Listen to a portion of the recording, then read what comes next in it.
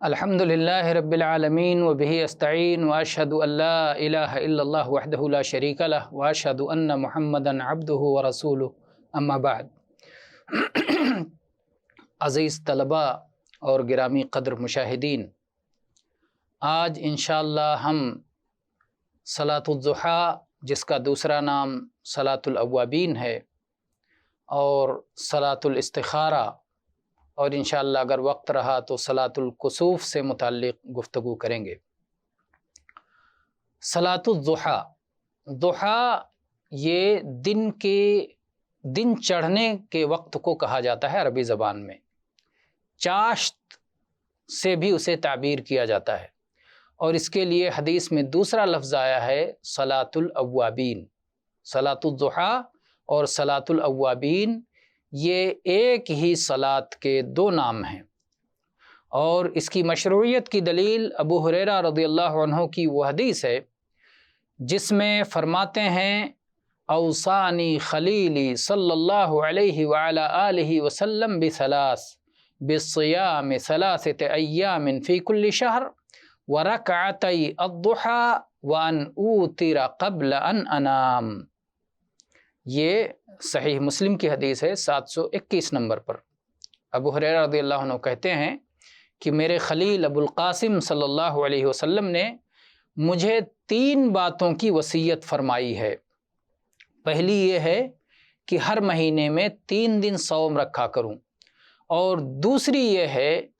کہ صلاۃ الضحیٰ کی 2 رکعتیں ادا کیا کروں، اور تیسری یہ ہے کہ سونے سے پہلے وتر ادا کر لیا کروں۔ اس کی فضیلت کیا ہے؟ اس کی فضیلت میں ابو ذر رضی اللہ عنہ کی روایت ہے کہ اللہ کے رسول صلی اللہ علیہ وعلی آلہ وسلم نے ارشاد فرمایا یصبح علی سلام من احدکم صدقہ، کہ جب کوئی بندہ صبح کرتا ہے تو اس کے بدن میں جتنے جوڑ ہیں ہر جوڑ پر ایک صدقہ لازم ہوتا ہے۔ تو ایک بار سبحان اللہ کہنا ایک صدقہ ہے، ایک بار الحمدللہ کہنا ایک صدقہ ہے، ایک بار لا الہ الا اللہ کہنا ایک صدقہ ہے، ایک بار اللہ اکبر کہنا ایک صدقہ ہے،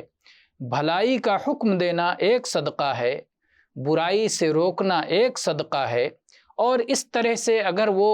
بہت سارے صدقات ادا کرتا ہے تو اس کا صدقہ ادا ہو جاتا ہے۔ لیکن اگر وہ صلاۃ الضحیٰ کی 2 رکعتیں پڑھ لے تو یہ تمام صدقات کی طرف سے کافی ہو جاتی ہیں، ایک بارگی اس کا صدقہ ادا ہو جاتا ہے۔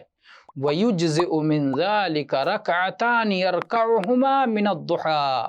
کہ دن چڑھے کے وقت اگر وہ 2 رکعتیں پڑھ لے تو سارے صدقات کی طرف سے وہ کافی ہو جاتی ہیں۔ یہ روایت صحیح مسلم میں 720 نمبر پر ہے۔ اور اس کی رکعتوں کی تعداد کا جہاں تک مسئلہ ہے تو کم از کم صلاۃ الضحیٰ کی 2 رکعتیں ہیں، اور زیادہ سے زیادہ 8 رکعتوں کا ثبوت ملتا ہے۔ اس سلسلے میں ام ہانی رضی اللہ عنہا کی حدیث ہے، وہ فرماتی ہیں کہ نبی کریم صلی اللہ علیہ وعلی آلہ وسلم فتح مکہ کے موقع پر ان کے گھر تشریف لائے، اور آپ نے غسل فرمایا اور 8 رکعتیں ادا فرمائیں۔ فصلی 8 رکعات، تو آپ نے 8 رکعتیں ادا فرمائیں۔ یہ متفق علیہ حدیث ہے، صحیح بخاری میں 1176 نمبر پر اور صحیح مسلم میں 336 نمبر پر ہے۔ اس کا افضل وقت کیا ہے؟ اس کا افضل وقت کیا ہے؟ اس سلسلے میں زید بن ارقم بیان کرتے ہیں کہ نبی کریم صلی اللہ علیہ وسلم قباء والوں کے پاس پہنچے، اور جب آپ پہنچے تو آپ نے دیکھا کہ وہ لوگ صلاۃ الضحیٰ ادا کر رہے ہیں، تو آپ صلی اللہ علیہ وسلم نے ارشاد فرمایا صلاۃ الاوابین اذا رمضت الفصال من الضحیٰ۔ یہ روایت صحیح مسلم کی ہے 748 نمبر پر، کہ وہ لوگ صلاۃ الاوابین، اوابین یہ اواب کی جمع ہے۔ اواب کے معنی ہوتا ہے اللہ کی طرف رجوع کرنے والے اور اللہ کی اطاعت کی طرف لوٹنے والے، اللہ کی فرما برداری کی طرف واپس ہونے والے۔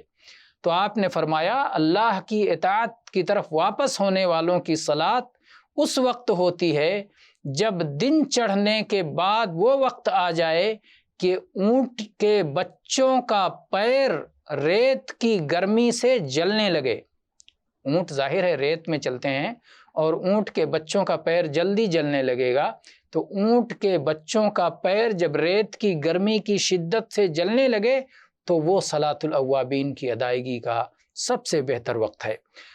اس وقت جب صلاۃ الضحیٰ ادا کیا جاتا ہے تو وہ صلاۃ الاوابین کہلاتا ہے۔ گویا یہ دن چڑھنے میں، دن چڑھ کے جب تھوڑی گرمی آ جائے اور گرمی میں شدت پیدا ہو جائے، اس وقت صلاۃ الاوابین کا وقت ہے۔ صلاۃ الضحیٰ کے بعد اب ہم ایک اور صلاۃ کا ذکر کر دیتے ہیں جسے سنت الوضو یا تحیۃ الوضو سے تعبیر کیا جاتا ہے، اور اس سلسلے میں ابو ہریرہ رضی اللہ عنہ کی حدیث ہے کہ اللہ کے نبی کریم صلی اللہ علیہ وآلہ وسلم نے ایک دن صلاۃ صبح ادا کی، اور پھر بلال رضی اللہ عنہ کو مخاطب ہو کر کے فرمایا کہ اے بلال، مجھے بتلاؤ کہ اسلام میں تم نے وہ کون سا ایسا عمل کیا ہے جس پر اللہ تعالیٰ سے بہت زیادہ امید رکھتے ہو، کیونکہ میں نے جنت میں اپنے سے آگے تمہارے جوتیوں کی آواز سنی ہے، تمہارے جوتیوں کی چاپ، تمہارے جوتیوں کی کھڑکھڑاہٹ، تمہارے جوتیوں سے چلنے کی آواز میں نے خود سے آگے سنی ہے۔ تو بلال رضی اللہ عنہ نے جواب دیا کہ اے اللہ کے نبی صلی اللہ علیہ وسلم، میں نے کوئی ایسا عمل تو نہیں کیا جس پر میں اللہ تعالیٰ سے بہت زیادہ امید رکھوں۔ ہاں، یہ ایک چیز ہے کہ جب جب چاہے دن ہو چاہے رات ہو، جس گھڑی بھی میں وضو کرتا ہوں تو اس وضو کو یوں ہی خالی نہیں جانے دیتا۔ اللہ تعالیٰ جو کچھ میرے لیے مقدر کرتا ہے میں ضرور اس سے صلاۃ ادا کر لیتا ہوں۔ جب بھی دن میں یا رات میں جب بھی میں وضو کرتا ہوں تو ضرور کچھ نہ کچھ صلاۃ ادا کر لیتا ہوں جتنا اللہ میرے لیے مقدر کرے۔ تو یہ ایک صلاۃ ہے جس کا ذکر حدیث میں آیا ہے۔ اسی طرح سے صلاۃ الاستخارہ کا معاملہ ہے۔ صلاۃ الاستخارہ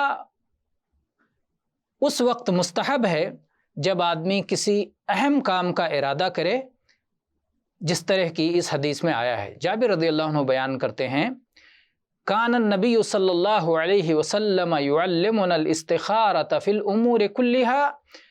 کالسورۃ من القرآن۔ اللہ کے نبی صلی اللہ علیہ وسلم تمام اہم معاملات میں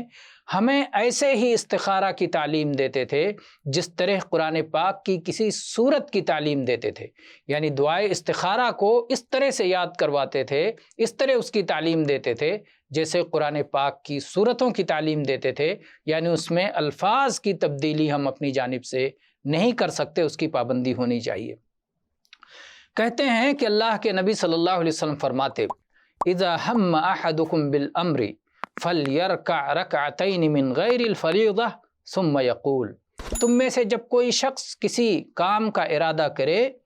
تو فرض کے سوا وہ 2 رکعتیں پڑھے اور پھر یہ دعا پڑھے، یعنی وہ 2 رکعتیں جب پڑھ لے تو اس کے بعد یہ دعا پڑھے، اللہم انی استخیرک بعلمک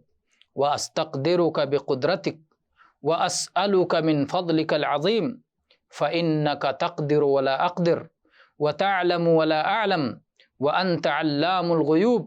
اللہم ان کنت تعلم ان هذا الامر خیر لی فی دینی ومعاشی وعاقبت امری او قال فی عاجل امری وآجلہ فاقدرہ لی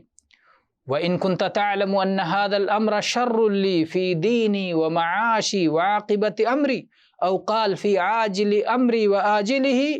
فَاصْرِفْهُ عَنِّي وَاصْرِفْنِي عَنْهُ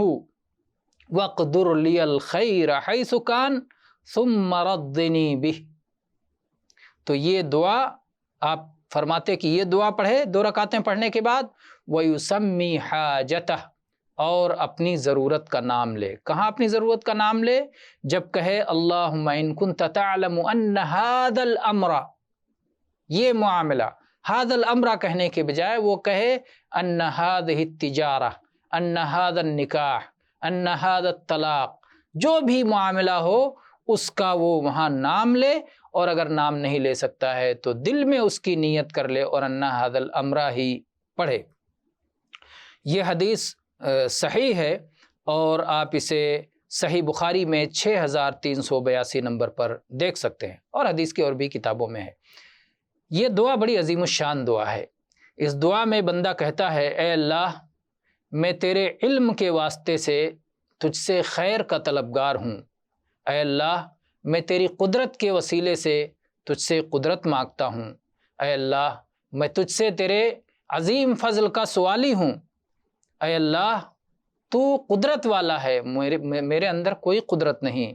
اے اللہ تو علم والا ہے اور مجھے آئندہ کا کوئی علم نہیں،